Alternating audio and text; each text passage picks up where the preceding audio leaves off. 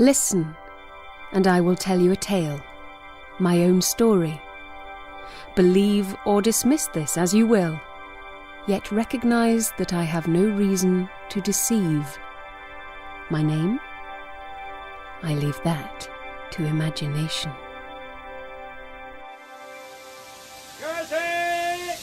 Chamberlain declares peace in our time. Evening Gazette! Prime Minister returns from Munich. Peace in our time. Step it out, my good man. I'm doing my best. Surely there's an empty compartment along here somewhere. Oh, don't hurry. He's about to blow the whistle. My goodness, you wouldn't last a morning in Cairo. Lucky this is Maidstone, then. The Door in the Wall by Kelvin Segar, based on stories by H.G. Wells.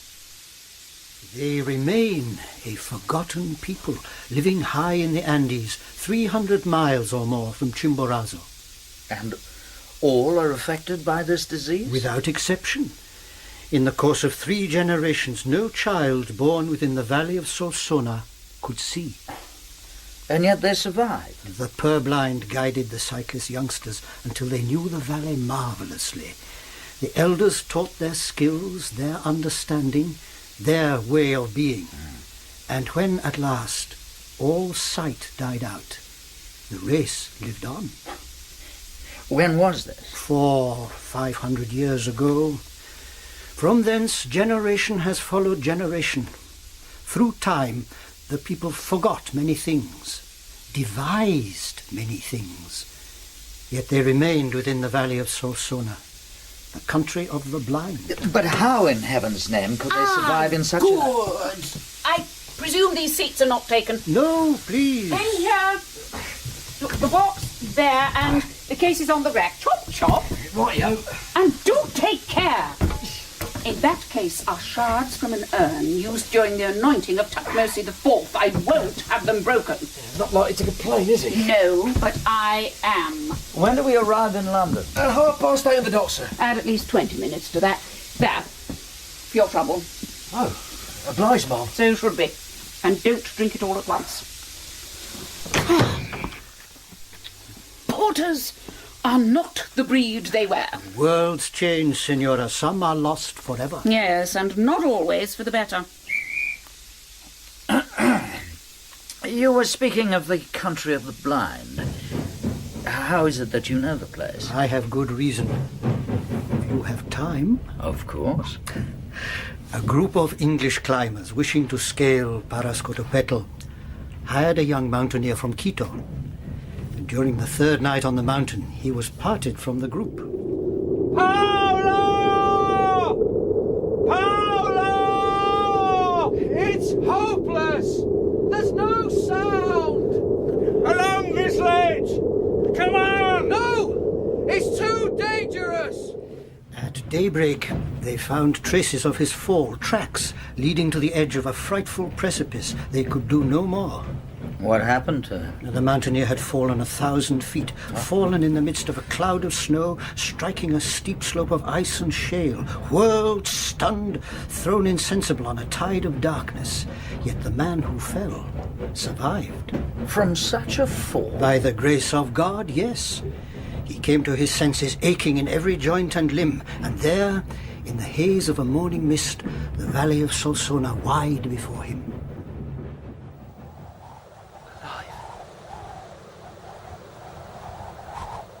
Alive. Alive! Alive! In the distance rose plumes of smoke. After hours of walking, he reached a cluster of stone huts, men and women resting, others working the land.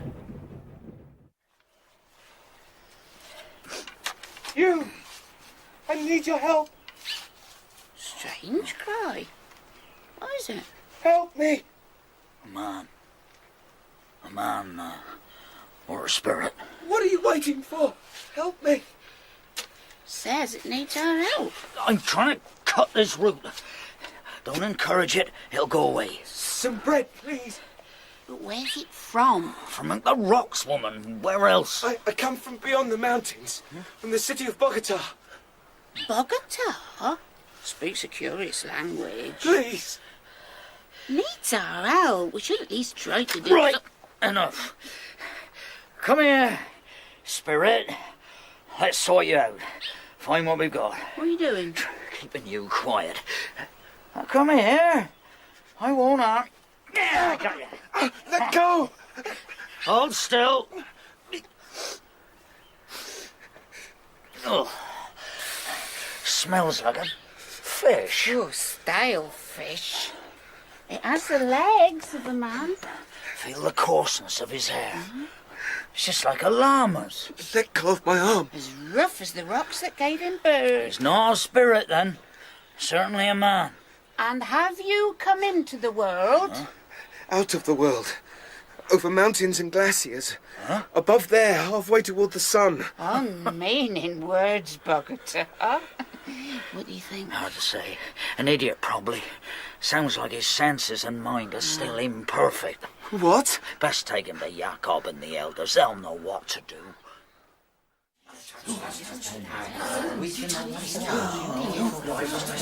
Quiet! Allow him to continue. Beyond the mountains, a city of 100,000 people. A city where men have eyes and can see. There he goes again. A wild man using wild words. Ill-formed. I'm not ill-formed. If you'll just... Blast these benches. Not ill-formed?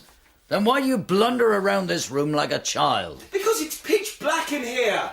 Without windows, without does he light. say? How can I help but stumble? What do you expect? Have you people no intelligence? No understanding of the world?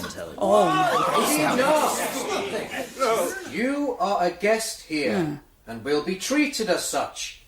In return, we would expect regard and courtesy. The least he can offer. The very least. And so, to answer your question, yes, we do have an understanding of the world.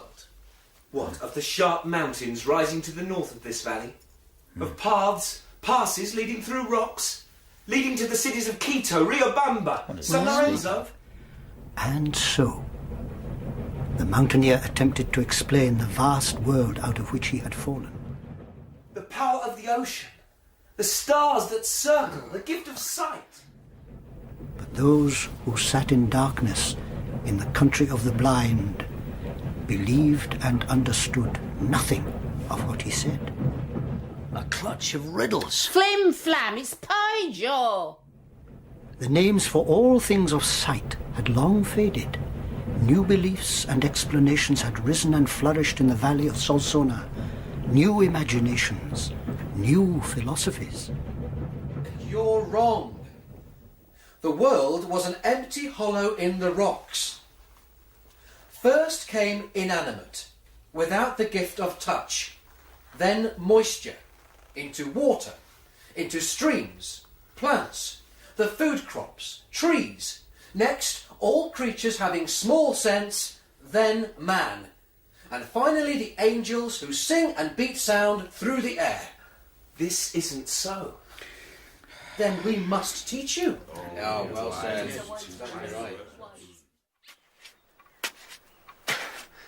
How dare they? Ill-formed, half-minded, and then presume they will teach me. Fools. I'll bring you to reason. I hold the greater intelligence, the unrivaled ability. I can see and am thereby superior. Your master. I'll prove to each one of you the power, the strength of sight, and in the course of days will impose a new order on this valley. My time will come, for in the country of the blind, the one-eyed man is king. The idea was set, a plan shaped in his mind. He would prove himself above these people, would become king of the blind.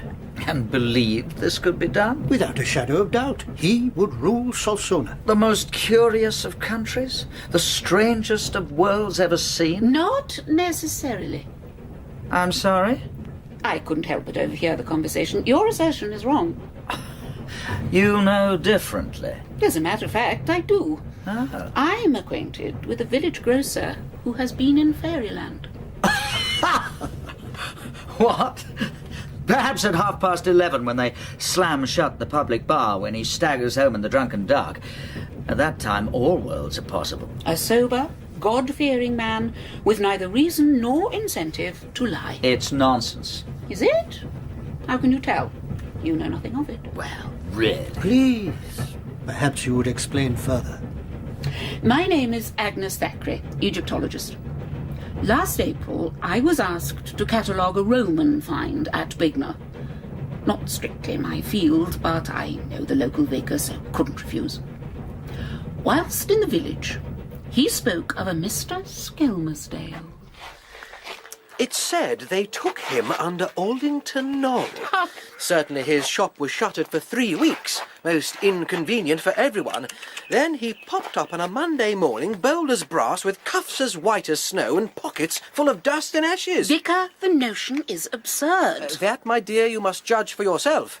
In Bignor it's believed like Bible truth, and these people are no fools. Absolute tosh. Wait here. Where are you going? Is that his grocery shop over there? Yes, but I Good, really... then I'll sort this out right now. 2 shillings and 10pence. Will there be anything else? Yes. I understand that you've been in fairyland. Is it true? 2 shillings and 10pence, please. People have said... People have no right to say, no right to tell of matters. I'm curious to know. Then damn your curiosity. 2 shillings and 10pence. I'll bid you good day. It's your own fault for barging in. He doesn't talk of the matter. No, he will. In time, he will. I owe you an apology. Here, the landlord tells me you favour this. Thank you, but there's no need. I was also out of turn. Oh, water under the bridge. May I sit down? Of course. Your health. And so an acquaintance with Mr. Skelmersdale began. He expressed a vague interest in archaeology. We walked out onto the downs. Yet, to know more of his adventure, I had to win his trust. Over the weeks, he spoke of his life. I fed him my real and fictitious past. Confidences beget confidences. Softly, softly. Then, quite unexpectedly, late one evening... If you really want to know, it were like this. Mm-hmm. I'd argued with Millie. Needed to sort things straight in my head, so I wandered out across Aldington Knoll. Midsummer's night. I sat for hours watching the lights of the village below. Fell asleep, and when I woke, all the world had changed. Tall trees completely hid the sky. On their leaves, 1,000 glowworms shone in the dark. And I was small, surrounded by people still smaller than myself. Amazed, and there, walking toward me, her, clothed in filmy green, gathered at the waist by a silver girdle. On her brow a tiara set with a single star. I saw you in the other world and loved you dearly. Leading me deep into the forest. Trees murmured. Music came from nodding flowers. And 100 tiny people laughing, dancing, placing her hand on my hand. I love you. It was as much as I could do to keep my head. Love you. I'm a bespoke man, madam. Millie Turnbull, that is, from Clapham over Hill. You must know of it. Adore you. My fiancée, that is. She'd be so angry I only have to look at another woman. Ask whatever you want of me. Riches, gold, even your heart's delight, your secret desire. Well, a new bicycle for the shop would be handy. All wishes are yours, but first, kiss But we're hardly introduced, and besides... Kiss me. Kiss me. And like a fool I did. She was so beautiful in such a shimmering land. A magic. Day following day, a magic. I was so content. Hardly noticed the time, the weeks passing. Then one evening, on a bed of coral flowers, I'd hoped you might return, my love, that you'd stay. But I see I must let you back into the world. all of a sudden I lay there pale and shivering. And you said nothing? Surely you said something. Nothing. I could think of nothing. They will give you gold. Don't go. She looked back crying. I could see the shine of her eyes. Lost. The mass of little fellows come bustling about me, nipping, biting, stuffing my pockets with coins and trinkets. Let go, I don't want this. Stay! Please stay! I must speak with you again! I followed after her. They were pinching and shouting, but she was gone. I ran and ran, stumbled, fell, rolled over and over, and suddenly found myself sprawling out on Aldington Knoll, all lonely under the stars. Surely this was all some vivid dream. No. My pockets were stuffed with ashes, pinches burned into my arms. I'd lost 3 weeks. And the world into which I returned was everywhere a dismal shadow. The world, Mrs. Thackeray, is still shadow. But what of Millie? She was here for you. She left. Married her cousin in Cranley. Yet I was pleased because for me everything had changed for good. I fell in love with this most exquisite creature. Day and night constantly in mind. I wanted her so much, I still do. You must look to the future.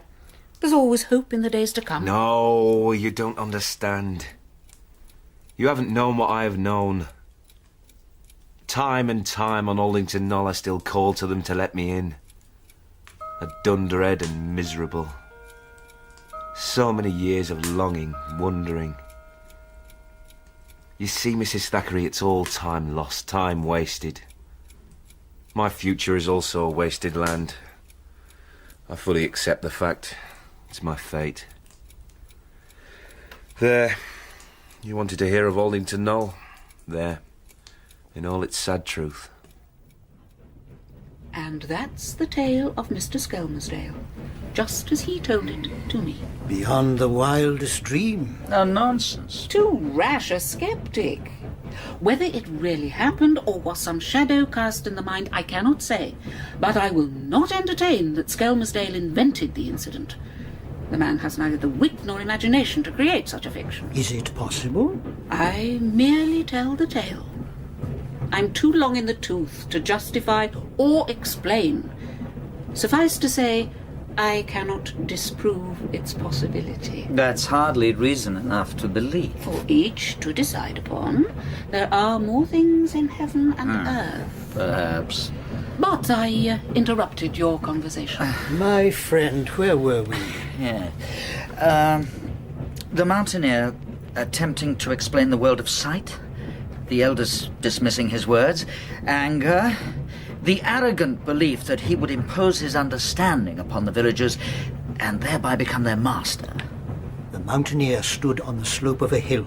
Before him stretched the pattern of the village. Obstacles, irregularities in path and meadow had long since been cleared away. The country of the blind, encircled by its high boundary wall, precise, uniform, an ordered landscape, an enclosed world. Bogacha! The villagers worked during the cooler hours of night, handling a hoe and spade with the expertise of any man. Come along. Their abilities, their senses were marvellously acute. They could hear and judge The slightest gesture at 100 yards. Why didn't you answer? I wanted you to find me. But you're here. Why play games? Now, Where am I now? trampling the grass. Don't, it's not allowed. Now come along, we've ditches to dig. Follow my footsteps.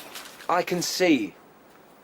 My time will come. I'll make it so. Come on!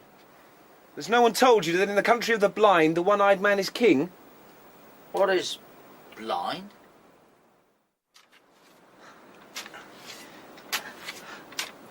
Medina Sarote.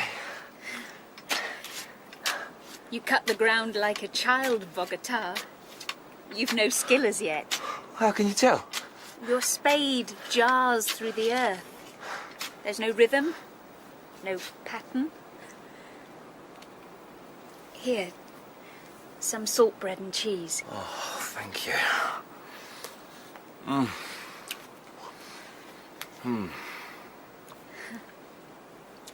Stay and talk to me.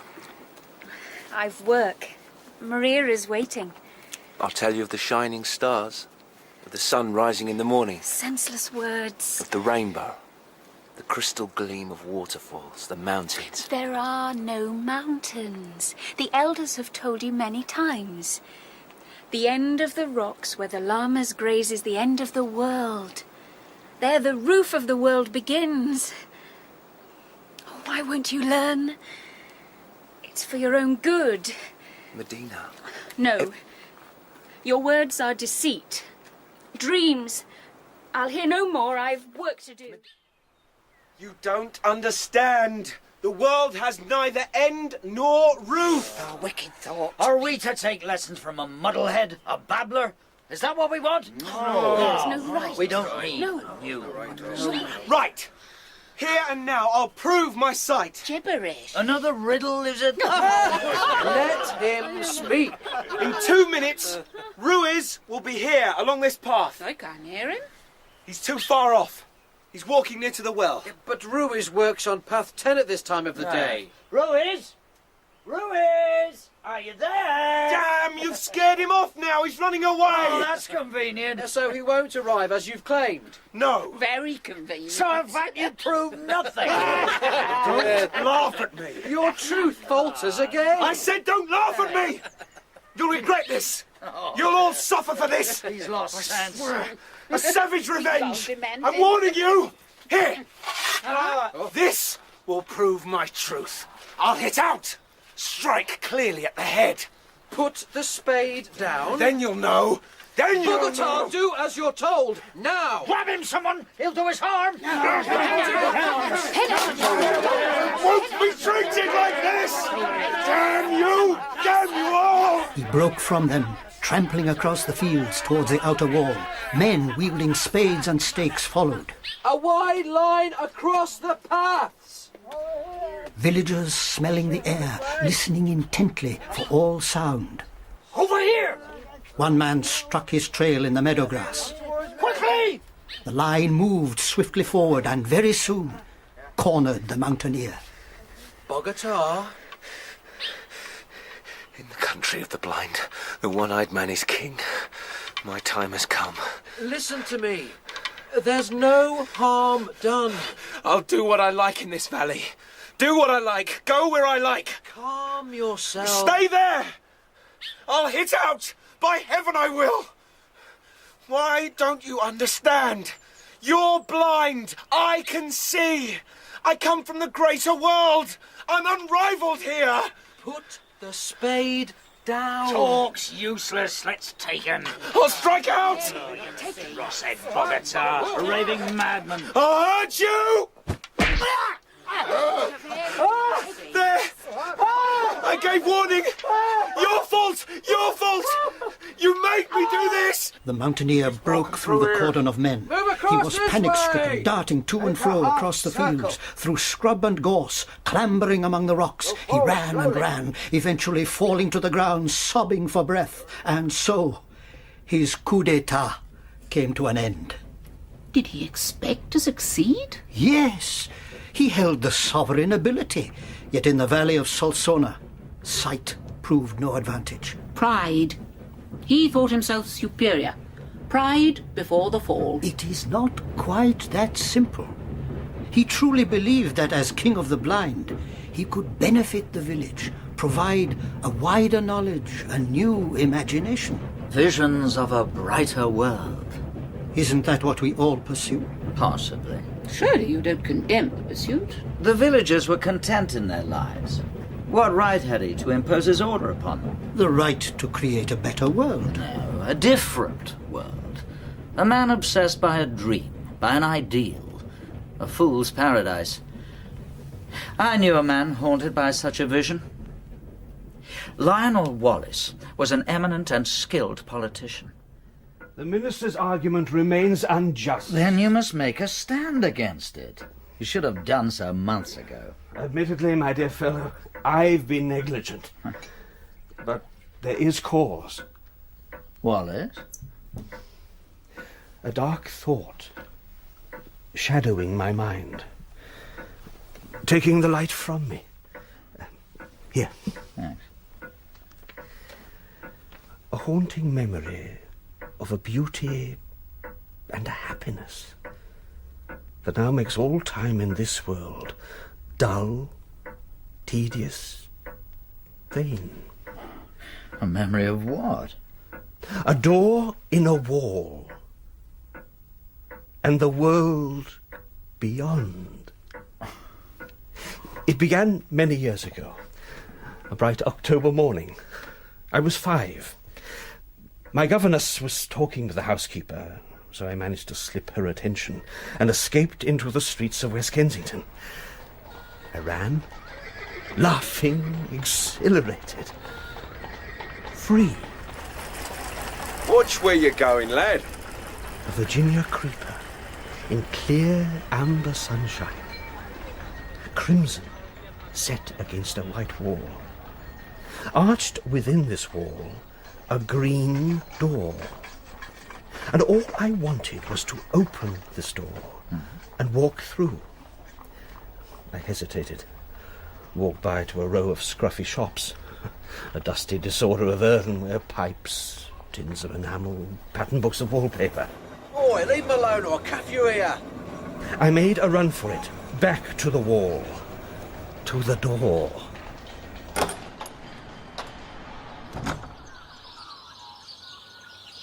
At last! Take my hand. Let me show you this garden. Walk with me, and we'll weave chains of gillyflowers and peonies. Listen to linnets cascade the air with song. Through shimmering days watch dragonflies dart the streams, and in the cool of evening I'll tell you tales of Araby and Cathay. You've hours to play, to explore, to laugh. Look, there into the distance, far beyond the blackthorn and the laurel trees. A palace of turquoise, jasper, moonstone. Tomorrow we'll journey to its gates of ivory, and there we'll see. Boy, come here, boy. Go to her. She has a book of wonder. Hurry, I'll stay with your friends. Come back to us. Come back to us soon. Stand closer to me. This is for you. A book of realities, not pictures, but living pages. The people move in time. Look. Do you recognize this? Of course you do. The story of your life. Everything is here since your birth. Your dear mother watching over you. The nursery. Turn the page.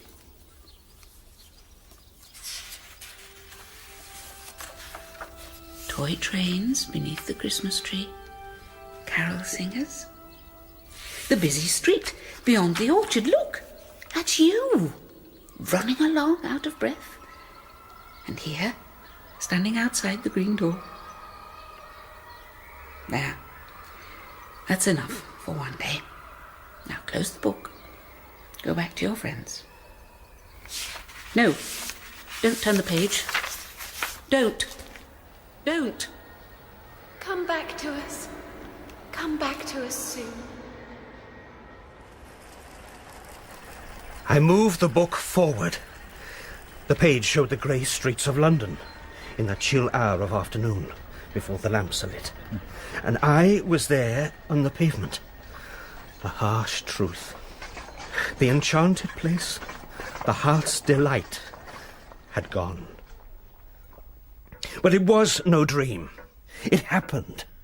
And all I longed for was to return to that garden.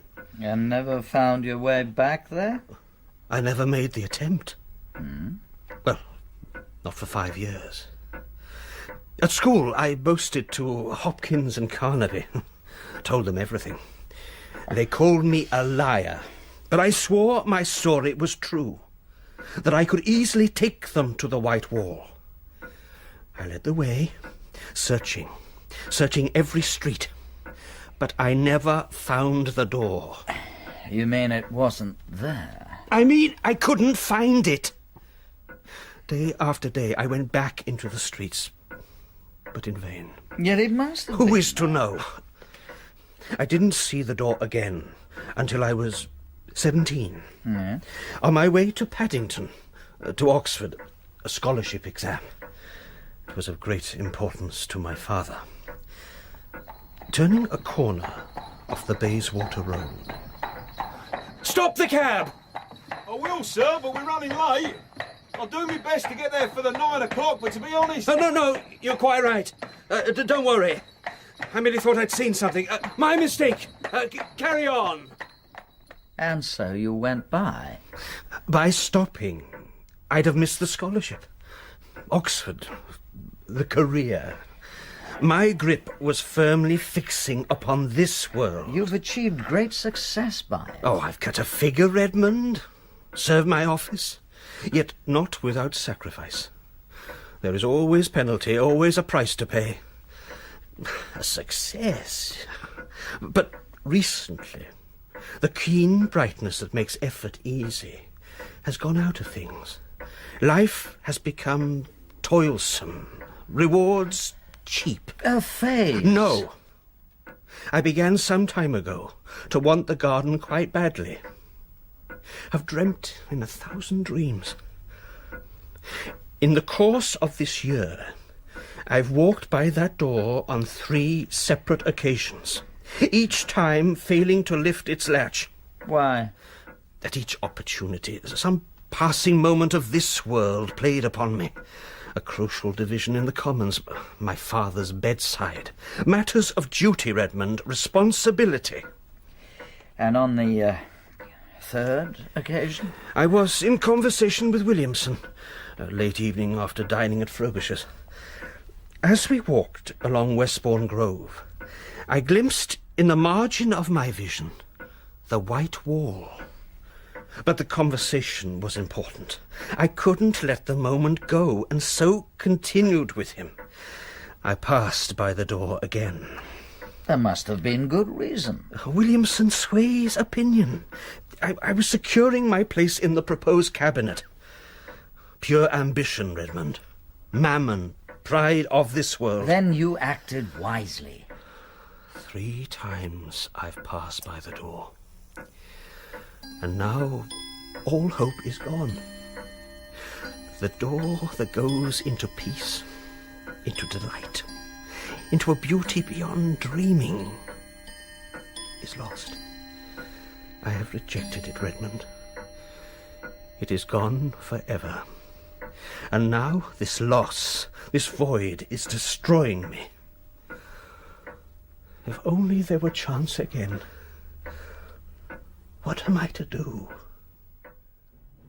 I remember reading of his death. When was this? 5 months ago? March the 10th. They found his body in a deep excavation near Kensington Station, a shaft to extend the railway. A shaft protected by a hoarding on the high road into which a small door had been cut as an entry to the site. By accident, this door had been left unfastened. Come back to us. Come back to us soon. Wallace always walked home from the house. 2 evenings since our final conversation.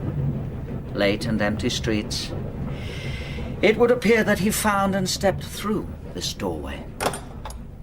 At last! At last! At last!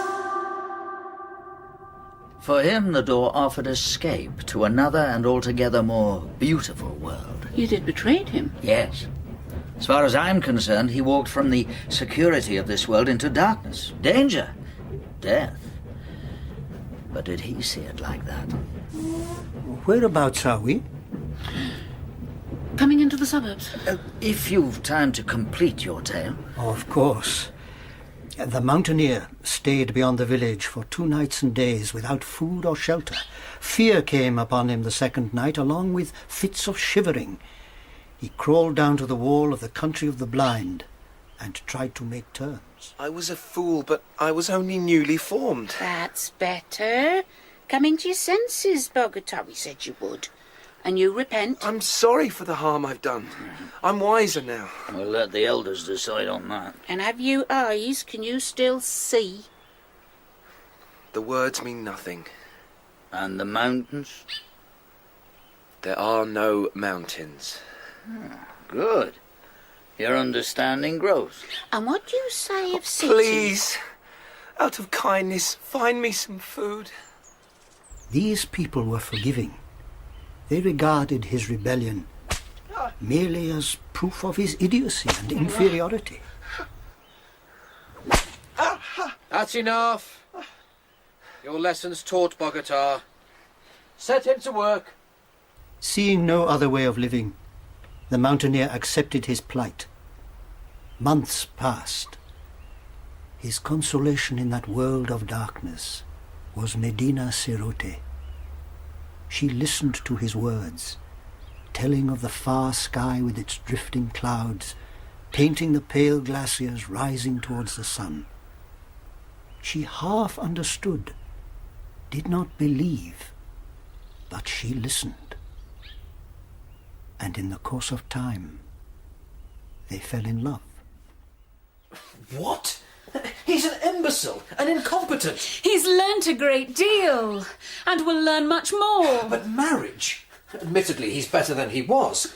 Possibly someday we'll find him as clear-headed as ourselves, but not as yet. Father, please. For me. I'll speak with Corres on the matter, but I don't promise anything. Do you hear? Well, I've examined him. The brain is miserably affected, but he can be cured. How? The soft depressions in his face are diseased. They continuously move and twitch. The brain is thereby in a constant state of irritation. That's the crux of the problem. So what can be done? An operation to remove the irritant bodies. A perfectly straightforward procedure. And then he'll be sane? No doubt. An admirable citizen. But to forgo the gift of sight, I would lose the beauty of the world. The elders agree this is the only way. What am I to do, Medina? If I were to concede... If you would. If only you would. 3 days later, he gave consent for the surgeons to take his eyes. You must be certain it's the right decision. The decision's made. I will repay you, believe me. Oh, I'll be with you tomorrow. Goodbye, Medina. Take the greatest care. Goodbye. He walked from her to where the mountains were strewn with white narcissus beneath the sunlit slopes of ice and snow. His imagination soared beyond the mountains to all things he would resign forever. Medina Cerote. This world beyond, its 100,000 cities. San Cristobal, Quito, Guayaquil. The bustling streets, palaces, theatres. The white houses sweeping down toward the ocean shore. The limitless ocean. That greater world. I love you. Medina Cerote. The world beyond, its flood of thought, its energy, challenge, debate, its inspiration. Will always love you. Oh, Medina, its light, its fire, its imagination. The mountaineer glanced back at the village. He turned towards the mountain wall and began to climb. And so he left the girl? Yes. Somewhat callous of him. Selfish to a degree.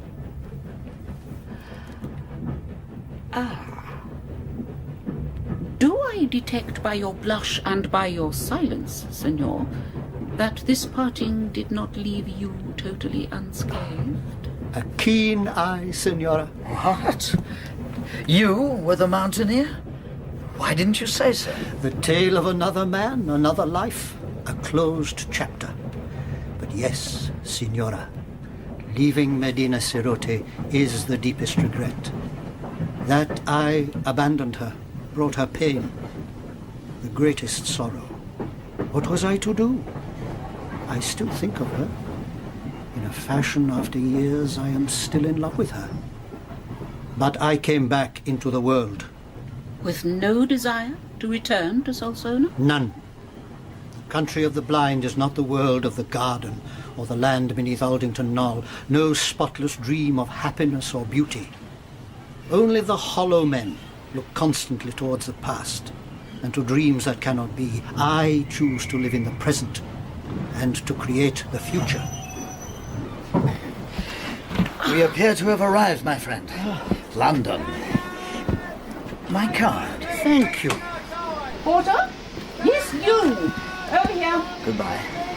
The best of luck. Goodbye, Senor. Peace in our time. We have the brightest prospect. We shall see. Senor Nunez, Yes? I've waited for you. Waited? I am sorry, but I do. Waited for some considerable time. At last we meet. I am somewhat at a loss. Who are you? You don't recognize me?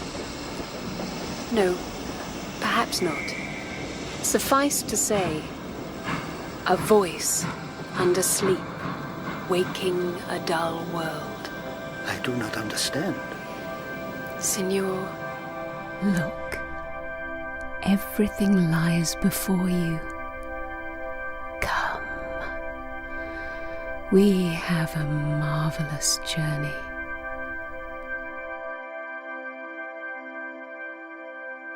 In The Door in the Wall, Nunez was played by Paul Webster, Redmond and Pedro by Christian Rodska, Agnes Thackeray by Gillian Goodman, and The Mountaineer and Skelmersdale by Ben Crow.